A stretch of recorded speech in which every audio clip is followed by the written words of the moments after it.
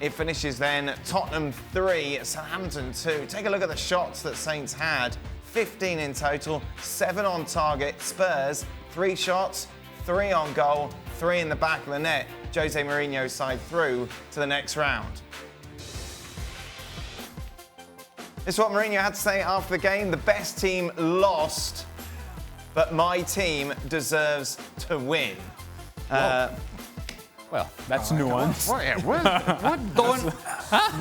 Don't even ask me to decipher that. Well, I think because I heard the whole interview and he was saying basically because he didn't have the players available on the bench that could change it, the players put in a great performance in the last bit, so therefore deserve to win, considering the results. No, this has got nothing to do with players on the bench and injuries. This is a recurring theme. I talked about it the other day with Tottenham, and that was after the City game, and you might have said, well, City can do that to teams. They can dominate you. But I said Tottenham, their ball retention under Mourinho has been poor. Yeah. We saw it at Wolves, we've seen it in other games, we saw it against City, and we saw it again today.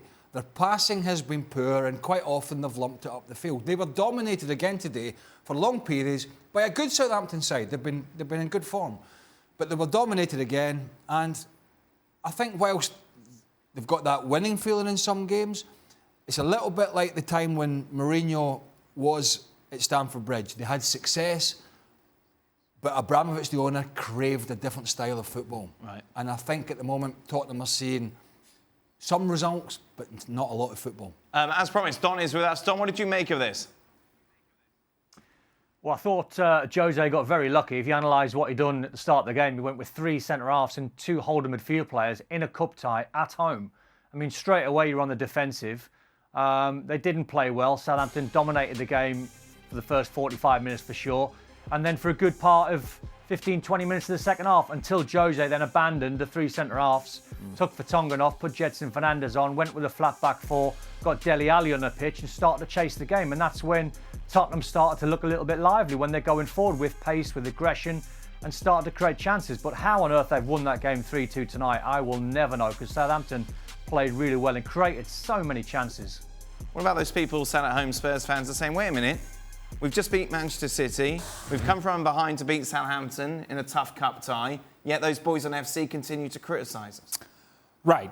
And so I could quote Jose Mourinho from this game and say, well, the best team lost today, in reference to Manchester City. Manchester City, for 60 minutes, were far superior to Spurs. It was their own doing in Manchester City that they did not put away Spurs and then let them hang around, and eventually Spurs took advantage of that. I would also say, and in reference to what Craig was alluding to, is not only is the ball retention poor, is that at times they don't even look to keep the ball. At times it's like, you know what? Forget it. We're not even trying it. We're just putting it up there, and maybe Heung-min Son can get on the end of it. Maybe somebody can run onto it. Maybe Lucas Moura is the one that wins it with some sort of speed, and then we'll push the lines forward. And maybe that's the style that works for Spurs, and maybe that's the style that works for Jose Mourinho. If we're going to evaluate Spurs on the basis of what they do from here on out with Jose Mourinho, it's with the expectation that they're going to be a team that not only threatens to be in the top 4, but it's a team that tries to contend for a title at some point. Well, if that's the standard, then struggling against Southampton at home in the FA Cup is something that we should look down upon, analyze, and say, it's not good enough. To your point, but isn't this why they brought in Mourinho to win games? Exactly. They knew what they were signing up for, and they are winning games. What we've seen from Mourinho here against Southampton at home, similarly against Manchester City, is Mourinho-esque.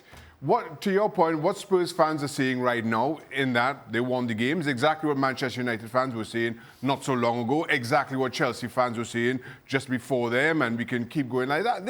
This is what Jose Mourinho does. Against Manchester City, he had no interest in having the ball. He wanted City to keep it and hopefully make a mistake, which they got through Zinchenko sending off. And you capitalise on that. This is how Jose Mourinho has gone about his business over his last few appointments. You take it.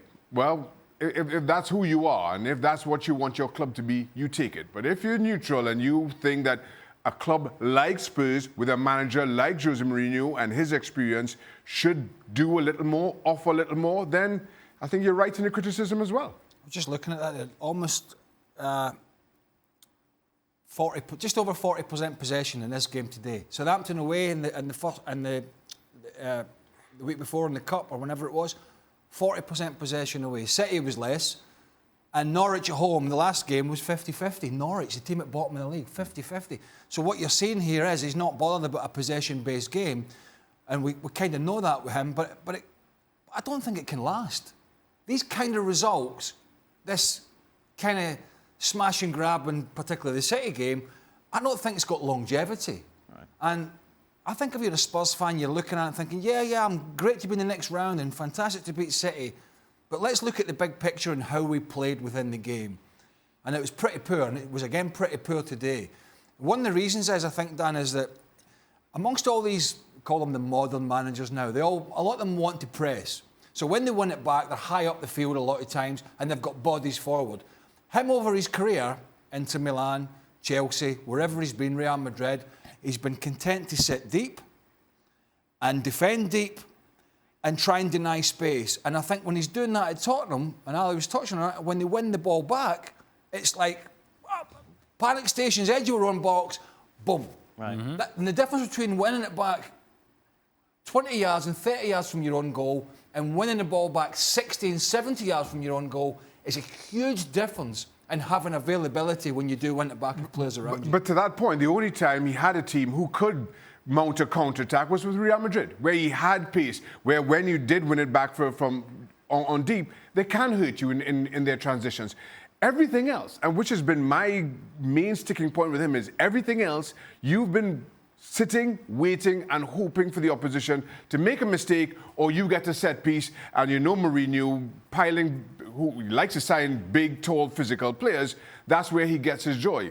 I just feel the game's moved on from that. I'm all about getting results, but if you continually give the ball away, when you play the better teams on a more regular basis, you're not going to get consistency in results. And find me a Tottenham fan that watches them in the last few games under Mourinho and say, we're passing the ball well. And I know they've got no Harry Kane, I understand that, but you can still pass the ball. Lots of teams have done it without strikers. And that, I think, going forward for them is going to be an issue. How much patience does the Spurs fans have with this style of play if it means they win something, Don? I mean, if they win something, I think they'll be absolutely fine because they won't care. Jose's been brought in to win a trophy, and if he sticks that on the CV within the first year that he's been there, I think they take it all day long. It might be a period of time where they look at it in 18 months' time and think, well, the standard of football's not great. I think the lads are absolutely right. When you watch Spurs at the moment, they are a tough watch. Under Jose at the moment, they're trying to be a counter-attacking side, but when you play against the very best sides in the Premier League and in Europe, and you're not going to dominate the ball, and they're going to create chances, you are going to get found out. I mean, you can't tell me the Jose master plan happened at the weekend where, you know, he knew Man City were going to miss a penalty, go down to 10 men, they were going to miss loads of chances, and Spurs were going to hit them on the counter-attack. Then tonight, against Southampton, he can't tell me, you know, the master plan was that you were going to give a team like Southampton so many chances and so much of the ball, and then your quality was going to win the game 3-2.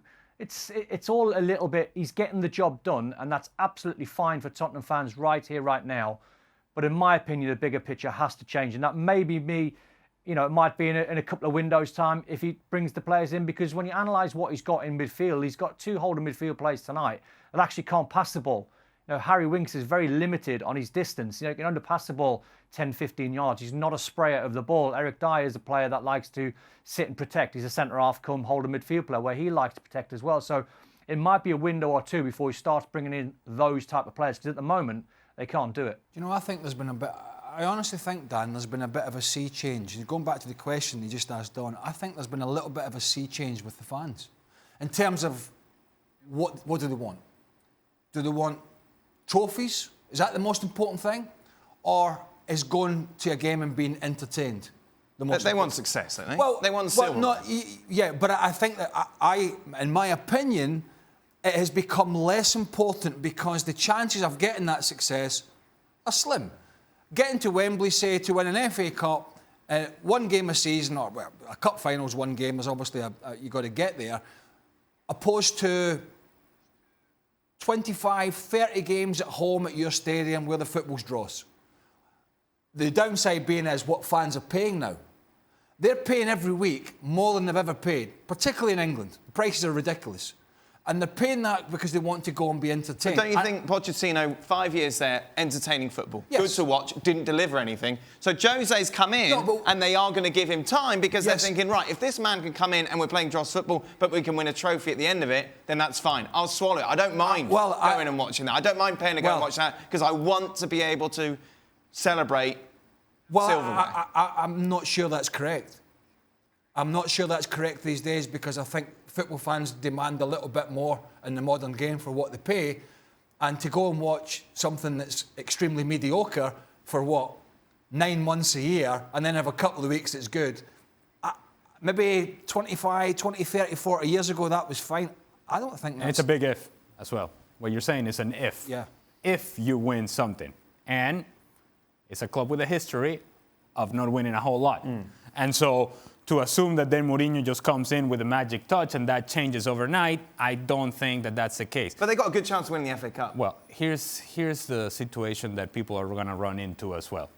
When you watch, right now the best team in England is Liverpool, far and away, and you watch them play and you watch their method of success, just like it was when you were watching the Barcelona with Guardiola, and that was their method of success. People are drawn to that and want to do that and want to see that in their own stadium. They want to see that energy and that intensity of Liverpool where they are winning the ball in advanced areas, where they're going in the attack. They are taking the game to others. They are the aggressor. They are the ones on the front foot. That doesn't happen with a Mourinho team. It has not happened. It's not happening now, and it will not happen. And if the game is moving past that idea of just sitting back and just absorbing pressure for the sake of absorbing pressure, then at some point you have to be able to adjust. And I don't think Mourinho has in his makeup that willingness to adjust. Well, what you're also seeing is the fickleness of football fans. And this is not unique to Spurs. We're using Spurs as an example here. But to Ali's point, Spurs don't have a history of winning an awful lot. They do have a history and prided themselves on a certain type of football. That this is the Spurs way, this is who we are, this is how we play, and if we can't get success playing this way, then so be it. But now all of a sudden, that football has gone. You see the fickleness of fans coming out, well, we want to win something. We'll accept this kind of football as long as it delivers us silverware. And again, it's not just a shot at Spurs. Every single club, certainly clubs that Mourinho has managed with recently, you've seen that transition almost. Mind you, 2 weeks ago, the conversation was, what's wrong with Spurs? See, they beat Manchester City and they went to the end, now all of a sudden it's like, well, they could win trophies now, so it's all worth it. Let's relax. But I think the perspective has changed. If you take Leicester for an example, Leicester win the league. It's one of the greatest stories in sport, bar none, certainly in the sport we cover.